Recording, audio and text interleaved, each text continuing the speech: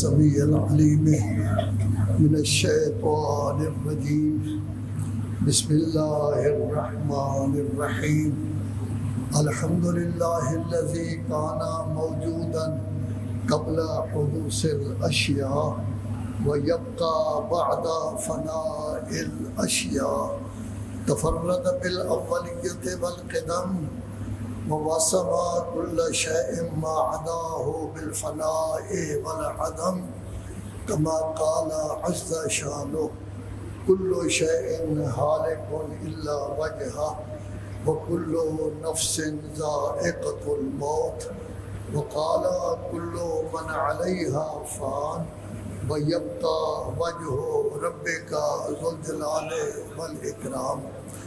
خالق کائنات کا عظیم احسان ہے کہ اس نے ملت مسلمہ کو امت مسلمہ کی تبلیغ کے لیے ایسا نبی بھیجا ہے جو تمام انبیاء کا سردار ہے، جس پر نبوت ختم ہو گئی۔ اب اس کے بعد نبوت نہیں بلکہ امامت اور ولایت کا سسٹم ہے جو جاری ہے۔ اور جب انہوں نے کام شروع کیا تو پہلی وحی ان پر آئی تھی اقرأ بسم ربک، یعنی بسم اللہ الرحمن الرحیم پڑھ کر آپ پڑھیں۔ ظاہر ہے کہ قرآن مجید ہی کی تلاوت کرنی تھی، تو رسول اعظم صلی اللہ علیہ وآلہ وسلم کی تبلیغ قرآن مجید کی تلاوت تھی۔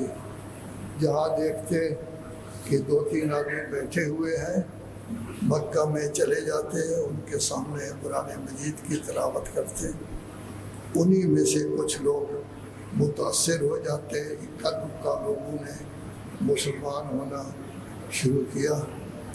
حتیٰ کہ مدینہ کے کچھ لوگ آئے تھے اپنے کام کے لیے، انہوں نے بھی جب ان کی خدمت میں حاضری دی اور یہ خانہ کعبہ کا طواف کر کے ان کے قریب آئے تو اس وقت 8ویں پارے کی 4 آیتیں ان کو سنائیں، جن میں حقوق انسانی کا تذکرہ تھا، جس کی وجہ سے وہ متاثر ہوئے۔ وہ گئے، انہوں نے مدینہ والوں سے بات چیت کی، پھر مدینہ کے لوگ آئے، ان سے معاہدہ بھی ہوا اور پھر ہجرت ہوئی۔ تو گویا رسول اعظم صلی اللہ علیہ وآلہ وسلم تلاوت قرآن مجید ہی کرتے تھے۔ کاش ہم انہی کی سیرت پر عمل کرتے ہوئے ان کو جو حکم ہوا ہے تلاوت کا، وہی حکم ہمیں بھی ہے۔ اگر ہم تلاوت کرتے اور سمجھ کر کرتے، دیکھتے کہ اللہ کیا فرما رہا ہے، اللہ کا حکم کیا ہے، ایک ایک کر کے وہ سب خوبیاں ہم اپنے اندر پیدا کرتے، اتنے بڑے طاقتور ہو جاتے کہ دنیا کی کوئی قوم ہمارا مقابلہ نہیں کر سکتی۔ لیکن ہم نے برادران نے تو قرآن مجید کو کمائی کا ذریعہ بنایا ہے، لیکن ہم ویسے ہی اس طرف نہیں بلکہ اہل بیت کی طرف ہم چلے گئے۔ ان کے ذکر کو کمائی کا درجہ بنایا گیا ہے، کاروبار ہے جو باقاعدہ ہوتا ہے اور پھر پتہ نہیں کیا کچھ ہوتا رہتا ہے۔ تو اصل یہ قرآن مجید سے دوری ہے۔ قرآن مجید ہمیں سمجھاتا ہے کہ سب کچھ اللہ ہے۔ قرآن مجید ہمیں سمجھاتا ہے اللہ اکبر، وگرنہ زبانی کلامی تو ہم کہتے ہیں لیکن دل کی گہرائیوں میں اللہ اکبر نہیں ہے، اور چیزوں کو ہم نے بڑا سمجھا ہوا ہے۔ اللہ تبارک و تعالیٰ نے بہت زیادہ دل جوئی کی ہے رسالت مآب صلی اللہ علیہ وآلہ وسلم کی۔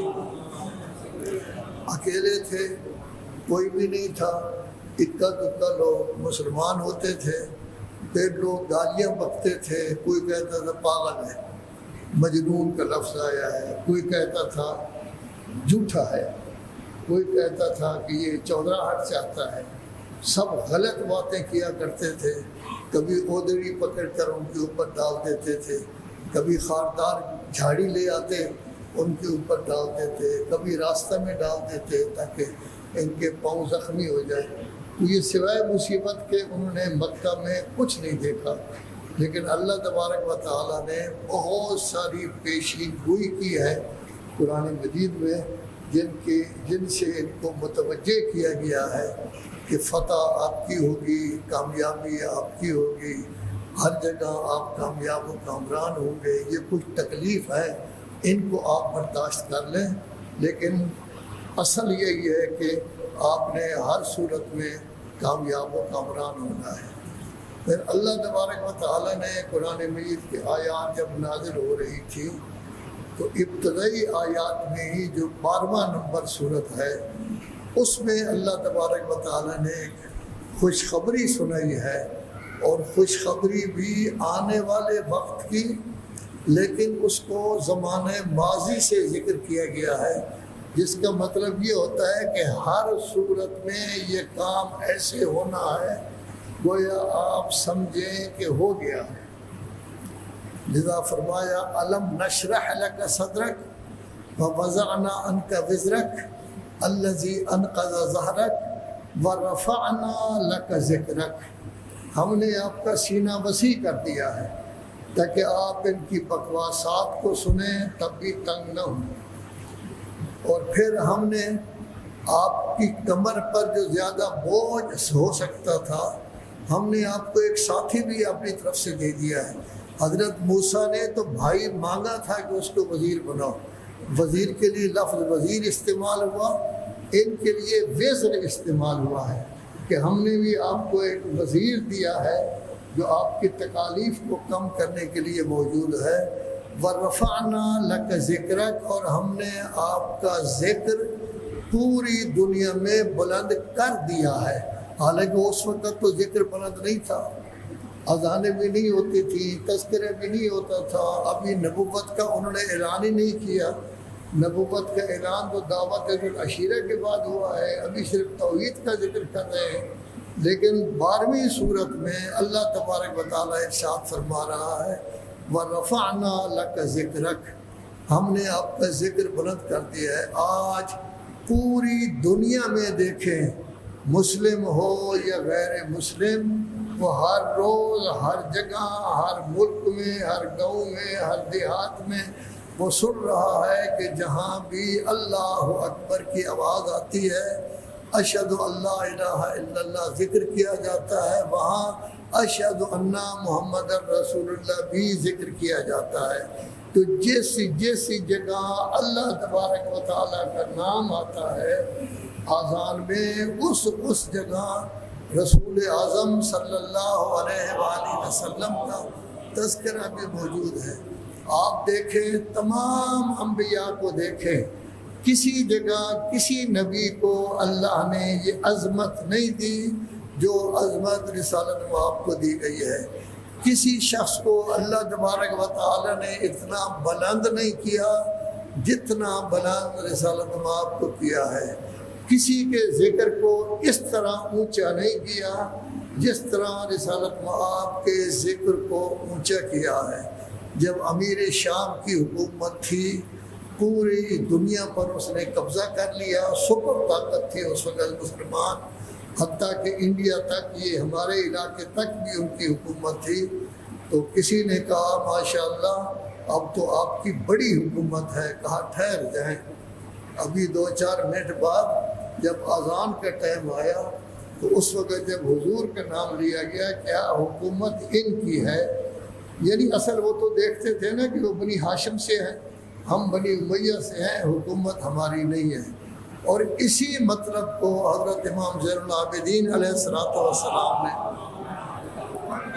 کہ جب انہوں نے تقریر کی اور تقریر روکنے کے لیے بے وقت اذان دی گئی تو حضرت نے بھی اذان کے الفاظ دہرائے، لیکن جب انہوں نے اشہد ان محمد رسول اللہ کہا تو فرمایا ہاں دیکھ، یہ تیرے نانے کا ذکر ہے یا ہمارے نانے کا ذکر ہے؟ تو ان کے پاس اس کا کوئی جواب نہیں تھا۔ تو اللہ تبارک و تعالیٰ نے ان کو کیوں بلند کیا ہے؟ ان کی کارگزاری بلند تھی، ان کا کام بلند تھا، ان کی محنت بلند تھی، انہوں نے جو طاقت صرف کی ہے وہ طاقت تھی، بلند تھی. زیرو سے کام شروع کیا تھا, 3 نمازی ہوتے تھے, آج اربوں نمازی موجود ہیں. صرف 3 نمازی مسجد میں نماز پڑھتے تھے. حضور تھے, جماعت میں ان کی زوجہ محترمہ, جو زوجہ تھی جن سے اولاد ہوئی, جن سے ان کی نسل چلی, وہ زوجہ اور حضرت علی تھے, اور کوئی بھی نہیں ہوتا تھا. آج اربوں لوگ نماز پڑھ رہے ہیں, دنیا کے ہر خطے میں نماز ہو رہی ہے. تو در حقیقت یہ کیا ہے کہ ان کا کام اتنا زیادہ تھا, زیرو سے شروع کیا کہ اس حد تک پہنچے. کبھی ہم نے سوچا کہ جب ہمارا نبی اتنا بلند ہے کہ پوری دنیا میں ان کا نام ہے, اور ہم بھی ماشاءاللہ 135 کروڑ کے قریب دنیا میں موجود ہیں, تو ہماری حالت کیا ہے اور کیوں ہے؟ اصل یہ سوچنے کی ضرورت ہے. اور اس کی اصل وجہ یہی ہے کہ لوگوں نے اہل بیت کو تو پہلے ہی چھوڑ دیا تھا. آپ اہل بیت کو مانتے ہیں, لیکن اس کے بعد قرآن مجید کو بھی چھوڑ دیا گیا, آپ نے بھی چھوڑ دیا. نتیجہ یہ ہے کہ قرآن مجید سے بھی ہم نے فائدہ نہیں اٹھایا, اور ہم اہل بیت کو ماننے کے باوجود اہل بیت کے فرامین سے مطلع ہو کر ان کو اپنی ذات پر جاری کر کے آج تک ہم اپنے آپ کو کامیابی کی طرف نہیں لے جا سکے. ان کا ایک اصل فرمان یہ تھا قرآن کا اور اہل بیت کا, سچائی. تو دیکھیں آیا ہمارے وطن عزیز پاکستان میں سچائی ہے, صداقت کس قدر ہے, کس قدر لوگ سچ بولتے ہیں, کس قدر صداقت. اور دوسرا قرآن کا اور اہل بیت کا اور رسول اللہ کا حکم تھا حق کے مطابق چلنا ہے. یہ نہیں دیکھنا کہ ہمیں نقصان ہوگا فائدہ ہوگا, جو حق ہے اسی کے مطابق. کیا ہم نے حق کو لیا ہے؟ کیا حق کے مطابق ہم چلتے ہیں؟ کیا ہماری زندگی حق کے مطابق ہے؟ کیا ہمارے شادی بیاہ حق کے مطابق ہے؟ کیا ہمارا مرنا حق کے مطابق ہے؟ کیا ہمارا اٹھنا بیٹھنا حق کے مطابق ہے؟ تو یہ تو 2 چیزوں کا میں نے ذکر کیا ہے کہ صداقت ہونی چاہیے, اور ساتھ ہی ساتھ, اور صداقت تو ایسی ہے کہ جس کا کلمہ رسول اعظم نے اپنی نبوت سے بھی پہلے اپنی صداقت اور امانت کا کلمہ پڑھایا تھا. تو بہرحال اللہ تبارک و تعالیٰ نے سب سے سخت ترین اور غلط ترین آدمی ابو لہب تھا, اور تھا بھی رشتہ دار, ہر وقت سوائے تنگ کرنے کے. اور یہ واحد شخص ہے جس کا نام لے کر اللہ نے تباہی کی نوید سنائی ہے. تبت یدا ابو لہب تب, تیرے ہاتھ ٹوٹ جائے اے ابو لہب اور تو ہلاک ہو جائے. تو آپ نے دیکھا کہ جنگ بدر میں یہ نہیں گیا, جب اس کے ساتھی مارے گئے, اس کو اطلاع ہوئی کہ میرے ساتھی مارے گئے ہیں, تو اس پر اتنا اثر ہوا کہ 6-7 دنوں میں یہ بھی مر گیا. تو گویا یہ جلدی مر گیا ہے, اس نے اپنا جو کچھ کمال دیکھنا تھا وہ کمال بھی نہیں دیکھ سکا. تو اللہ تبارک و تعالیٰ نے یہ پیشین گوئیاں دے کر دلاسا دیا ہے, حوصلہ دیا ہے, ان کو سمجھایا ہے میرے حبیب آپ کام کرتے رہے, فتح آپ کے قدم چومے گی, نصرت آپ کے قدم چومے گی. اللہ ہمیں بھی یہی کہتا ہے محنت کرو, محنت کا پھل میٹھا ہوگا, لیکن ہمیں اعتبار نہیں ہے کہ آیا واقعاً اس طرح ہوگا یا نہیں, کیونکہ اللہ کو ہم اچھی طرح مانتے نہیں. تو رسول اللہ تو مانتے تھے, لذا ان کو حوصلہ ہوتا تھا, صبر ہوتا تھا, استقامت آ جاتی تھی, لذا اکیلے کام کرتے رہے, تکالیف برداشت کرتے رہے, سب کچھ کرتے رہے. اب لوگوں نے جب ان کو نکالنا شروع کیا, پہلے حبشہ کی ہجرت ہوئی ایک دفعہ, پھر دوسری دفعہ حبشہ کی ہجرت ہوئی, تو بنی اسرائیل یہ 50ویں سورت ہے. اللہ تبارک و تعالیٰ فرما رہا ہے وَإِن كَادُوا لَيَسْتَفِزُّونَكَ مِنَ الْأَرْضِ لِيُخْرِجُوكَ مِنْهَا. یہ اب سازشیں کر رہے ہیں کہ جو آپ کی سرزمین جس میں آپ کی پیدائش ہوئی ہے اس سے آپ کو نکال دیں. وَإِذَا لَا يَلْبَسُونَ خِلَافَكَ إِلَّا قَلِيلًا. لیکن یہ زمین ان کے ہاتھ میں زیادہ مدت نہیں رہے گی. تو گویا اللہ نے جب ان کو نکالنے کا انہوں نے ارادہ کیا کہ ان کو نکال دیں، اور کافی جگہ ہجرت کا ذکر کیا گیا ہے کہ ان لوگوں نے آپ کے گھروں سے آپ کو نکال دیا، تو اللہ نے کہا یہ جگہ ان کے پاس نہیں رہے گی بڑی تھوڑا۔ نتیجہ کیا ہوا کہ 8 ہجری کو مکہ فتح ہو گیا، مکہ کے مالک اب مملوک بن گئے، اور جس کو انہوں نے نکال دیا تھا وہ مالک ہو گئے۔ اب قاعدہ یہ ہوتا ہے کہ یہ سب کے سب غلام بن چکے ہیں، غلام بن چکے ہیں یہ قرآن مجید کی روح سے، لیکن اللہ تبارک و تعالیٰ کے نبی نے سب کو معاف کر کے اس میں یہ کہا جاتا تھا کہ 1 سیکنڈ کے لیے غلامی میں لے لیا اور پھر ان کو، لذا نہج البلاغہ میں مولا کائنات کا فرمان ہے امیر شام کو، انتم الطلقاء، تم وہ لوگ ہو کہ جن کو غلامی میں لینے کے بعد پھر چھوڑ دیا گیا، اور یہ کمزور ترین مسلم سمجھے جاتے ہیں، یہ پکے مسلم نہیں ہیں۔ پکے مسلم وہ ہیں جو پہلے اسلام لا چکے تھے، ایمان لا چکے تھے، اور بعد میں ہجرت بھی کی۔ 10ویں پارے میں بہت ساری آیات ہیں اس کے بارے میں جو ذکر کی گئی ہے۔ جو فتح مکہ کے بعد مسلمان ہوئے، چونکہ مغلوب ہو گئے تھے، شکست کھا گئے تھے، ہزیمت انہوں نے اٹھا لی تھی، اب ان کا اسلام کچا ہے، لذا اکثریت ان کی منافق تھی، کچھ مخلص ہوئے ہیں، باقی سب کے سب جو ہے وہ منافق تھے، اور سب گڑبڑ انہی لوگوں نے کی ہے۔ تو حضرت نے ارشاد فرمایا انتم الطلقاء، کہ تمہیں غلامی میں لینے کے بعد پھر تمہیں آزاد کیا گیا ہے، اور یہ ایسا عیب ہے ان سے جو کسی صورت میں بھی ان سے جدا نہیں ہوگا۔ اور جس وقت مدینہ میں گئے تو آدمی تو نہیں تھے، وہ 900 آدمی لے کر آئے، ان کے پاس 313 تھے، پھر گھوڑے بھی نہیں تھے، اونٹ بھی نہیں تھے، بہت سارے لوگ تھے جن کے پاس تلواریں بھی نہیں تھیں۔ تو ظاہر ہے کہ مسلمان تو گھبرائے کہ 313 آدمی 950 آدمی کا مقابلہ کیسے کریں گے۔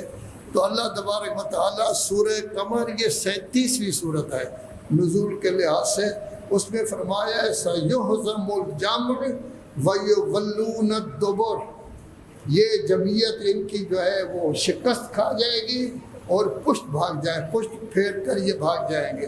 چنانچہ ایسا ہوا کہ 313 آدمی جن کے پاس 9 آدمی کے پاس اسلحہ تھا، بہت کم آدمی کے پاس اسلحہ تھا، گھوڑے بھی نہیں تھے، تو یہ کامیاب و کامران ہوئے، اور جو 950 آدمی تھے وہ شکست کھا گئے، بھاگ بھی گئے۔ تو اللہ تبارک و تعالیٰ نے پہلے فرما دیا تھا، اور اسی میں یہ کہا گیا ہے اس میں سورہ صافات میں وَإِنَّ جُنْدَنَا لَهُمُ الْغَالِبُونَ، ہمارا لشکر ہی غالب ہوگا۔ یہ کہا گیا ہے مدینہ میں، ابھی پہلی ہجرت کا پہلا سال ہے، اس وقت یہ کہا گیا ہے، اور یہ سورہ صافات میں کہا گیا ہے جو 56 نمبر کی صورت ہے، اس میں یہ کہا گیا ہے۔ نتیجہ یہ ہے کہ جب مکہ میں یہ گئے ہیں تو مکہ میں اس طرح فتح حاصل ہوئی کہ کسی کو قتل بھی نہیں کیا گیا، اور مکہ جو ہے وہ ان کے سر نگوں ہو گیا، یہ کامیاب ہو گئے، فاتح مکہ ہو گئے۔ جہاں بت تھے ان بتوں کو توڑ پھوڑ دیا گیا، اور بلال جیسی شخصیت نے خانہ کعبہ کے اوپر چڑھ کر باقاعدہ اذان دی، اور کچھ لوگ ان شرارتی ایسے تھے جو کہتے تھے کوے کی اذان کو سن کر ہم مسلمان نہیں ہو گئے۔ کوہ اس کو اس لیے کہا گیا نا جو کہ رنگ اس کا کالا تھا، کہ کوے کی اذان سے ہم مسلمان نہیں ہو گئے، لیکن اکثریت بارہ مسلمان ہو گئے۔ تو اللہ تبارک و تعالیٰ نے پہلے ہی سے اطلاع دے دی کہ ان جندنا لہم الغالبون، آدمی تو آپ کے پاس 313 ہے، یہ کیسے غالب آئیں گے؟ لیکن باقی جنگیں بھی ہو چکی تھی اور مکہ بھی فتح ہوا کہ یہ حقیقت ہے۔ صرف اس پر اکتفا نہیں، بلکہ اللہ تبارک و تعالیٰ ارشاد فرما رہے اے میرے حبیب، آپ کا اور مسلمانوں کا نام پوری کائنات میں گونجے گا۔ خود تھوڑی سی ہمت کریں، اپنے اندر غور کریں کہ میں نے آپ کو کیا کچھ دیا ہے، سمجھدار بنیں، سمجھدار بن کر اپنی عظمت کا خیال کریں کہ آپ کتنے بڑے لوگ ہیں، کتنے عظیم لوگ ہیں، سمجھدار بن جائیں۔ لیکن ان کا نام جو ہے وہ پوری دنیا میں ہوگا۔ سنریہم آیاتنا فی الآفاق وفی انفسہم حتی یتبین لہم انہ الحق۔ تو گویا یہ ہے کہ مسلمانوں کا نام پوری دنیا میں موجود ہے، اس وقت دنیا دو حصوں میں تقسیم ہے، ایک طرف ہے مسلم، ایک طرف ہے غیر مسلم۔ غیر مسلم پیچھے جا رہے ہیں، مسلم آگے جا رہے ہیں۔ غیر مسلم ترقی میں کامیابی اب ان کی کم ہو رہی ہے، مسلمانوں کی کامیابی زیادہ ہو رہی ہے۔ غیر مسلموں کے پاس اتنی دولت نہیں ہے جتنی مسلمانوں کے پاس ہے، غیر مسلم کے پاس اتنی نعمات نہیں ہیں جتنی مسلمان ملکوں میں موجود ہے، غیر ملکوں کے پاس اتنا سونا نہیں ہے جتنا سونا آپ کے پاس موجود ہے، جتنی معدنیات موجود ہیں۔ صرف بات یہ ہے کہ ابھی تک ہم پکے مسلمان نہیں بن سکے، ابھی تک پکے مومن نہیں بن سکے، ابھی تک ہمارے دل میں عظمت رب کا احساس نہیں ہوا۔ ہر روز کتنی دفعہ ہم کہتے ہیں اللہ اکبر، لیکن اللہ اکبر دل کی گہرائیوں میں نہیں پہنچا۔ کتنی دفعہ ہم کہتے ہیں، کبھی شمار کر لیں کہ نماز میں کتنی دفعہ اللہ اکبر کہتے ہیں، لیکن دل کی گہرائیوں سے نہیں، صرف یاد کیا ہوا ہے ہم نے اللہ اکبر، الحمدللہ رب العالمین الرحمن الرحیم۔ کبھی سوچا نہیں کہ ہم کیا کہہ رہے ہیں، کبھی سوچا نہیں کہ اللہ کتنا عظیم ہے، کبھی سوچا نہیں کہ اللہ کی کبریائی۔ اگر ہم سوچ لیتے کہ اصل کبریائی اللہ کا حق ہے تو ہم میں سے کسی میں بھی، نہ آپ میں نہ مجھ میں نہ ہوتی۔ یہ میں تو ہم میں ہے، ہم چودھری بنے ہوئے ہیں۔ یہ میں کا مطلب یہ ہے کہ اللہ کو مانے نہیں۔ اللہ اکبر کا مطلب یہ ہے کہ وہ بڑا ہے۔ ہم تو سب کمزور ہیں، ہماری تو کوئی طاقت نہیں ہے، کوئی قوت نہیں ہے، پوری کائنات میں ہمارے پاس کچھ بھی نہیں ہے، حتیٰ کہ ہم اپنے اعضاء کے بھی مالک نہیں ہیں۔ اللہ چاہے تو ہمارے جو عضو بھی لے لیں، ہم اللہ کا کچھ نہیں بگاڑ سکتے۔ اللہ اگر چاہے تو ہماری زبان بند کر دے، اللہ چاہے تو کان بند کر دے، اللہ چاہے تو آنکھیں بند کر دے، ہمارا تو کچھ بھی نہیں۔ لیکن اس کے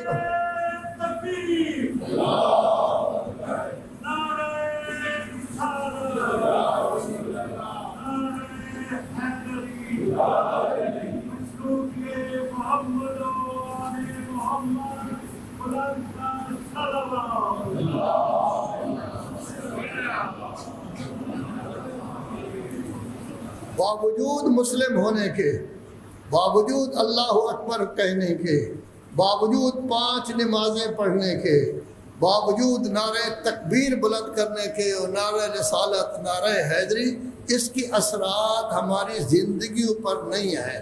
نہ اللہ کی عظمت ہم اپنے دل میں پیدا کر سکے ہیں، نہ رسول اللہ کی عظمت پیدا کر سکے ہیں، اور یہ مولا کائنات کا نعرہ ہم سب سے زیادہ لگاتے ہیں۔ کیوں؟ اس لیے کہ ہمارا کام چل ہی اسی وجہ سے رہا ہے۔ ہم مجالس کراتے ہیں، ان کے فضائل ہوتے ہیں، تبرک بڑا اچھا ملتا ہے، فیسیں ملتی ہیں، پیسے خرچ ہوتے ہیں۔ پھر یہ ہے کہ جب ایک مجلس ہوتی ہے تو کتنے لوگوں کو فائدہ ہوتا ہے، کسی سے کوئی چیز خریدی، کسی سے کوئی چیز خریدی، کسی سے کوئی چیز خریدی، تو کروڑوں لوگوں کو ان سے فائدہ ہوتا ہے۔ تو اس واسطے ہم مولا علی کو مانتے ہیں، لیکن مولا علی سے بڑے رسول اللہ ہیں، ان کو پوری طرح ہم نہیں مانتے۔ تذکرہ ہی ان کا بڑا کم کرتے ہیں، برائے نام ان کا ذکر وہ تو اللہ نے رکھ دیا ہے اذان میں، وگرنہ ہم تو اس کا ذکر بہت کم ہی کرتے ہیں، اللہ کا ذکر ہی نہیں کرتے، اللہ ہمیں یاد ہی نہیں ہے۔ تو ایسی صورت میں اگر ہم اللہ والے بن جائیں، رسول اللہ والے بن جائیں، اور پھر ہمارے اندر وہ صفات 2%، 3% پیدا ہو سکتی ہے جو مولا کائنات کی ہے، ایک طاقت، قوت، شجاعت، اور ایک یہ کہ حق کے مطابق چلنا۔ انہوں نے تو کہا تھا کہ میں اکیلا رہ جاؤں رسول اللہ کی وفات کے بعد تب بھی میں حق کو نہیں چھوڑوں گا، اور 6 آدمی ان کے ساتھ تھے، کوئی نہیں تھا۔ لیکن آیا یہ چیزیں ہم میں پیدا ہوئی ہے۔ اپنی حالت دیکھیں کہ اس وقت کیا ہے۔ ماشاءاللہ اس وقت مسلمان قوم کا درجہ کافی بلند ہے، مسلمانوں کی بڑی عزت ہے، مسلمانوں کی اس وقت بڑی عظمت ہے۔ امریکہ جو سب سے بڑا ملک سمجھا جاتا ہے، اب وہ بھی پیچھے کی طرف جا رہا ہے۔ اس کا صدر علماء ان کو بلاتا ہے مسلمانوں کو، اور کہتا ہے میرا اعزاز ہے کہ مسلمانوں کے ساتھ بڑے ملک سے میں ملاقات کر رہا ہوں، اور واقعاً اس کے لیے اعزاز ہے کہ اتنے بڑے ملک ان کے ساتھ ملاقات کر رہے ہیں۔